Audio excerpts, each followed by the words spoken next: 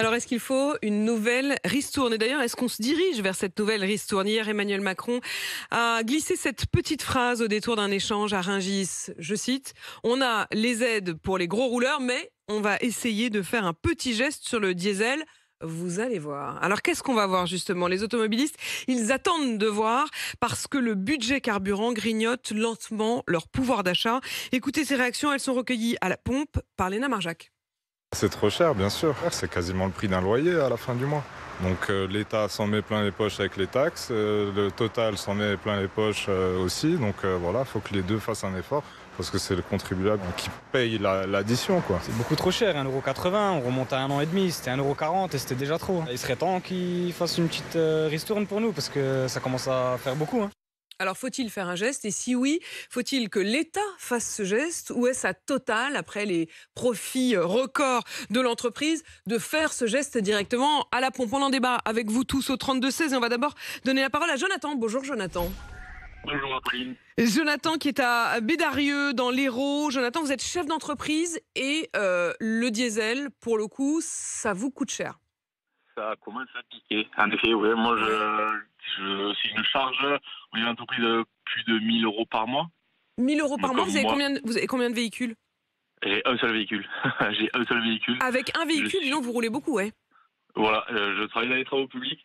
Donc un peu plus de 1 000 € par mois. Le véhicule est assez récent, donc on ne peut pas faire mieux au niveau consommation. Ouais. Je réduis ma vitesse de 15 km/h parce que c'est un petit poids lourd. Donc 15 km/h sur autoroute, au lieu de 90, on a 75.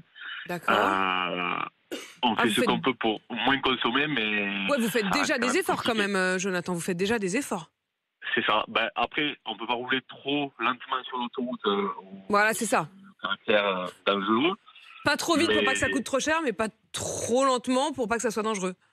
C'est ça. C'est ça. Puis, on ne peut pas non plus passer sa journée trop longtemps sur les routes parce que le temps, c'est de l'argent également. Donc, mais vous êtes où? Vous rayonnez dans l'Hérault? Vous allez dans où? l'Hérault. D'accord. Je rayonne dans le département de l'Hérault. Là, je suis sur Montpellier. Je dois aller sur la Grande Motte juste après. D'accord. Là, aujourd'hui, par exemple, typiquement votre journée, là, il est 6h43, vous êtes où? Vous êtes parti d'où? Là, je suis parti de Bédarieux. Je suis arrivé à Montpellier là, il y a 5 minutes. Pour 8h, je dois être sur la Grande Motte. 9h30 sur Béziers. Ensuite, je dois aller sur Narbonne. Ah oui, donc en effet, je comprends que vous en soyez à 1 000 € par mois. Parce que je me disais comment vous faites. Mais oui, en fait, vous faites des grands tours. Et pourquoi à chaque fois des petits stops? Vous livrez quoi, Jonathan, ou vous faites quoi? Moi, je travaille dans les travaux publics, donc je fais aussi pas mal de livraisons d'agrégats. C'est ça. Nettoyage de chantier, après construction. Donc il y a un suivi chantier, il y a tout ça, quoi. Donc il faut se déplacer. Et c'est au diesel, c'est du diesel. Et c'est du diesel, il n'y a pas de véhicule adapté pour avoir un autre carburant, il n'y a pas de véhicule électrique pour mon type de véhicule. Pour les véhicules encore plus récents, j'ai regardé, il y a 3 ans de délai pour des véhicules neufs. Donc 3 ans de délai, sans aide de l'État, avec les taux bancaires, ce serait de la folie et ce serait lourd. Jonathan, je voudrais justement que Stéphane Pédrazi puisse nous faire un point sur pourquoi le diesel. Parce que c'est vraiment là-dessus qu'Emmanuel Macron a dit qu'il y aurait un geste. Oui, parce que c'est à la fois le carburant des professionnels, là on le voit bien avec Jonathan. Parler, voilà, les camions, la plupart des utilitaires, c'est aussi le carburant des ménages les plus modestes. 60% des véhicules qui sont détenus par les ménages modestes sont des véhicules diesel, c'est 4 points de plus que la moyenne nationale. Et c'est aussi le carburant de la ruralité, là où le transport coûte généralement plus cher. Alors pour autant, Jonathan, les prix sont pas aussi élevés qu'ils n'ont été. Souvenez-vous, il y a eu quand même des moments où ça frôlait, voire même dépassait les 2 €. On a été à 1,95 le litre. Aujourd'hui, au moment où on se parle, on est à 1,87. Est-ce que quand même, Jonathan, c'est le moment de faire un geste? Parce que, je ne sais pas si vous vous souvenez, Total, au moment où on a annoncé les profits records, comme pour s'excuser, disait non, mais on fera un geste si le diesel dépasse les 2 €. Est-ce qu'il faut faire un geste sans attendre les 2 €, Jonathan? Est-ce que c'est à Total ou à l'État de le faire? Bon, je pense que le geste doit être un peu des deux côtés, parce que l'État, c'est une remise, c'est un geste de 100 €, mais 100 € au vu de l'hypertaxation du carburant, 100 €, moi, sur un plein de carburant, les 100 € ils sont déjà remboursés au niveau de l'État, et déjà, j'y ai pas droit, donc... Vous n'avez pas droit? Vous l'avez pas eu, vous, les 100 €? Non, pas du tout. Là, dès qu'on gagne plus de 2 000 €, ça passe à la trappe. C'est ça. Donc, et après, au niveau de Total, au vu de leurs bénéfices, c'est pourrait en faire une aussi, mais bon, pourquoi t'en es 2 euros? Parce que déjà 1,80 €, c'est très compliqué, alors 2 euros. Je vais vous dire, c'est la question que j'ai posée à Bruno Le Maire lundi. Il était mon invité à 8h30 et je leur disais, ouais, mais enfin, c'est un peu trop facile de la part de Total d'avoir placé la barre très haut. Comme ils ont placé la barre à 2 euros, ils disent, on est prêt à faire un geste, mais en même temps, dans les faits, ça ne s'enclenche jamais. Pourquoi Emmanuel Macron Jonathan, vous restez avec nous. Il y a Stéphane aussi qui sera là dans un instant, mais je passe par Laurent Neumann.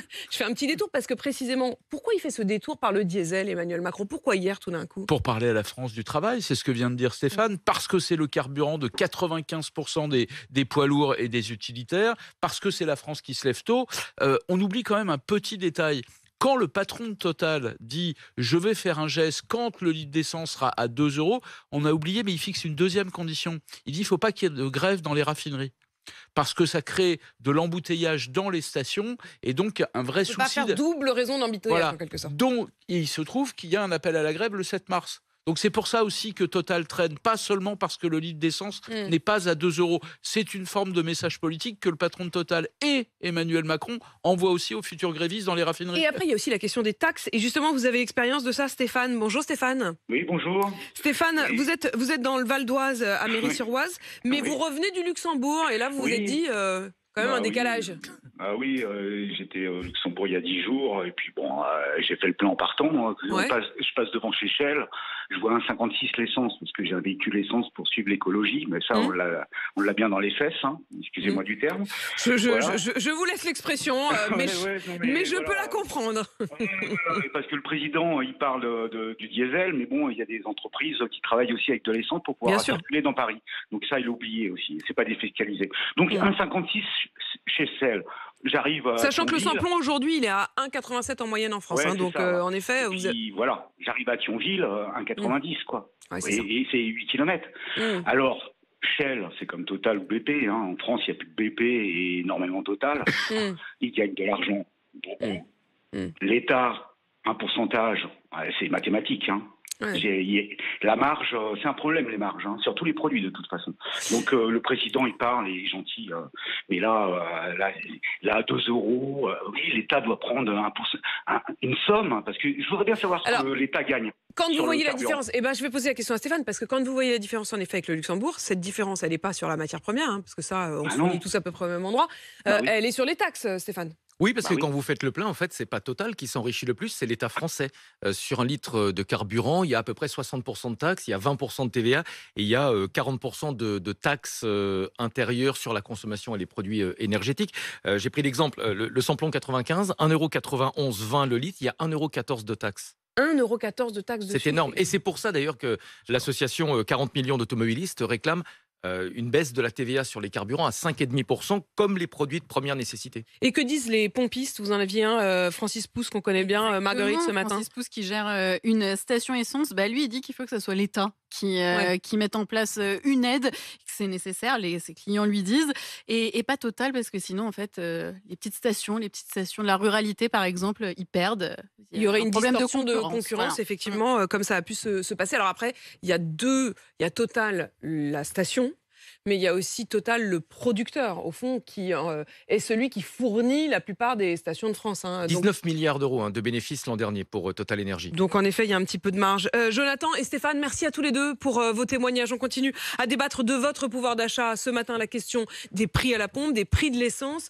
Vous venez débattre au 32-16, témoigner aussi de ce que ça prend sur votre budget et de la question de l'aide qui doit être mise en place. Est-ce à l'État, est-ce à Total de faire un geste? Et puis, vous le savez, vous êtes au cœur d'une semaine spéciale pouvoir d'achat et inflation sur RMC. À 7h40, ne manquez pas mon invité, ce sera Dominique Schelcher, le patron de Super U. Venez, l'interpeller, vous aussi, quand vous faites vos courses. Est-ce que vous redoutez un Mars rouge? Est-ce que vous avez constaté des hausses de prix qui vous paraissent injustifiées? Venez donc l'interpeller, le 32-16 vous est ouvert.